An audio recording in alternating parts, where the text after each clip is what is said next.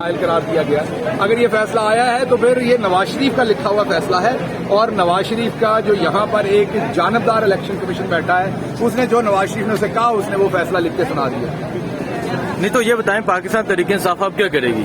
پاکستان تحریک انصاف ہر وہ آپشن کرے گی جس سے عوام کی تعظیم ہو، آئین اور قانون کی تعظیم ہو، جس سے پاکستان کا آئین اور قانون اوپر جائے. پاکستان تحریک انصاف ہر وہ کام کرے گی جس سے نواز شریف باہر بیٹھ کر ایک بگوڑا جو ہے وہ باہر بیٹھ کر صاحب پاکستانی قوم کے فیصلے. کانسٹیٹیوشنل کیا آپشنز ہوں گے جو آپ استعمال کریں گے؟ وہ تو دیکھیں وکلا فیصلہ کریں گے، لیکن ہم ہر کانسٹیٹیوشنل آپشن کو بھی یوز کریں گے اور پوری قوم کو اس پہ یکجا کریں گے. یہ جو نواز شریف کا ماؤتھ پیس یہاں بیٹھا ہوا ہے، جانبدار انسان بیٹھا ہوا ہے، جو نواز شریف کے لکھے ہوئے فیصلے پہ جس نے صرف سائن کیے ایک جھوٹا فیصلہ. عمران خان وہ شخص ہے جہاں کھڑا ہو جائے وہاں اربوں روپیہ قوم ڈھیر کر دیتی ہے، اس کے اوپر چند ہزار کا کیس. اس کی اپیل ہائی کورٹ میں ہوگی یا سپریم کورٹ میں ہوگی؟ یہ فیصلہ ہمارے جو ہے وہ وکلا کریں گے. میں کیونکہ قانونی ماہر نہیں ہوں، میں نہیں بتا سکتا. نہیں تو کیا اس کے بعد لانگ مارچ کا فیصلہ ہو جائے گا آج؟ دیکھتے ہیں کیا مسئلہ.